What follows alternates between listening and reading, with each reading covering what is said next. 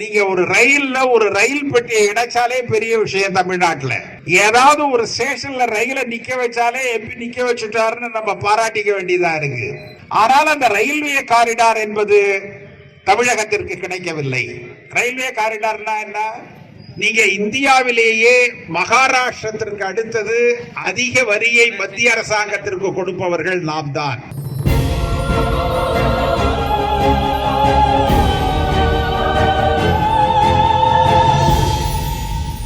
உத்தரப்பிரதேசத்துல 10 express சாலைகளை மோடி அரசாங்கம் போட்டிருக்கிறது. எக்ஸ்பிரஸ் சாலைகள் என்பது அதிவேகமாக செல்லக்கூடிய மிகுந்த வசதிகள் வாய்ந்த தொழில்நுட்பம் நிறைந்த சாலைகள். எத்தனை? 10 சாலைகள். நண்பர்களே, தமிழகத்தில் ஒரு சாலை கூட கிடையாது. தேசிய நெடுஞ்சாலை இங்கே இருக்கிறது, ஆனால் எக்ஸ்பிரஸ் சாலைகள் தமிழகத்திற்கு ஒன்று கூட கிடையாது. இன்றைக்கு மோடி தமிழகத்திற்கு நிறைய செய்திருப்பதாக சொல்லுகிறார்கள். எதையாவது ஒன்றை கோடிட்டு காட்டுங்கள் என்று நாம் கேட்கிறோம். உத்தரப்பிரதேசத்தில் 10 எக்ஸ்பிரஸ் சாலைகளை மோடி அரசாங்கம் போட்டிருக்கிறது. எக்ஸ்பிரஸ் சாலைகள் என்பது அதிவேகமாக செல்லக்கூடிய மிகுந்த வசதிகள் வாய்ந்த தொழில்நுட்பம் நிறைந்த சாலைகள். எத்தனை? 10 சாலைகள். நண்பர்களே, தமிழகத்தில் ஒரு சாலை கூட கிடையாது. தேசிய நெடுஞ்சாலை இங்கே இருக்கிறது, ஆனால் எக்ஸ்பிரஸ் சாலைகள் தமிழகத்திற்கு ஒன்று கூட கிடையாது. நீங்க இந்தியாவிலேயே மகாராஷ்டிரத்திற்கு அடுத்தது அதிக வரியை மத்திய அரசாங்கத்திற்கு கொடுப்பவர்கள் நாம் தான். அது ஜிஎஸ்டி பெயரால பல்வேறு வகைகளில் அதிக வரியை தமிழகம் கொடுக்கிறது. 2வது இடத்துல நாம் இருக்கிறோம். ஆனால் நமக்கு கிடைக்கிற நிதி அவர்களிடமிருந்து என்னவென்று சொன்னால் மிக குறைவான நிதி தான் வருகிறது. ₹1 கொடுத்தால் 29 பைசா நமக்கு வருகிறது. உத்தரப்பிரதேசம் ₹1 கொடுத்தால் அவர்களுக்கு ₹1 60 பைசா வருகிறது. நீங்க எவ்வளவு பெரிய வித்தியாசம் பாருங்க. இதை அவர்கள் புத்திசாலித்தனமாக செய்திருக்கிறார்கள். நண்பர்கள் கொஞ்சம் உணர்ந்து பார்க்கணும். இந்த நிதியை அவர்கள் எவ்வாறு ஒதுக்கீடு செய்கிறார்கள் என்றால் மக்கள் தொகை அடிப்படையிலே மதிப்பீடு செய்கிறார்கள். நீங்க காங்கிரஸ் அரசாங்கம் இருந்த காலம் வரை நாம் அந்த மதிப்பீட்டை எப்படி செய்தோம் என்றால் 1971ஆம் ஆண்டு ஒரு மாநிலத்தில் என்ன மக்கள் தொகை இருந்ததோ அதற்கு ஏற்ப அந்த மாநிலத்திற்கு நாம் நிதியை கொடுத்தோம். ஏன் 1971 கணக்கில் எடுத்துக்கிட்டோம்? அதன் பிறகுதான் குடும்ப கட்டுப்பாடு வேகமாக நாம் இந்திய அரசாங்கம் உருவாக்கியது.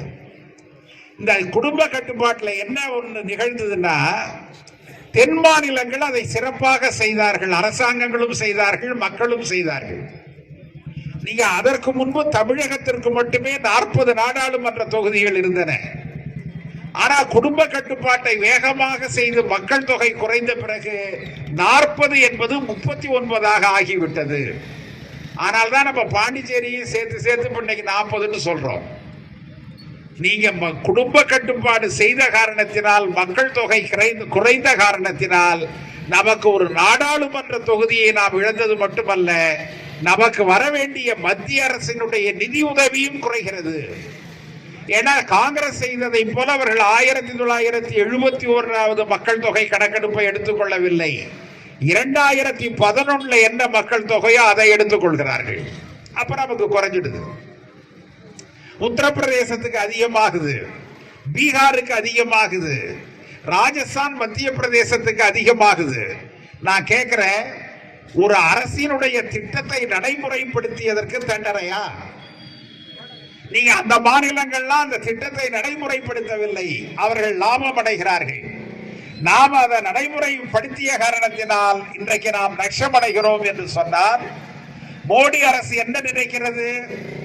ஏதாவது ஒரு வகையில தென்னிந்தியாவை தண்டிக்க வேண்டும், ஏதாவது ஒரு வகையில வடகிழக்கு மாநிலங்களை தண்டிக்க வேண்டும் என்பதற்காக நம்முடைய 2 பகுதிகளுக்குமான நிதி உதவியை அவர்கள் குறைத்து விட்டார்கள்.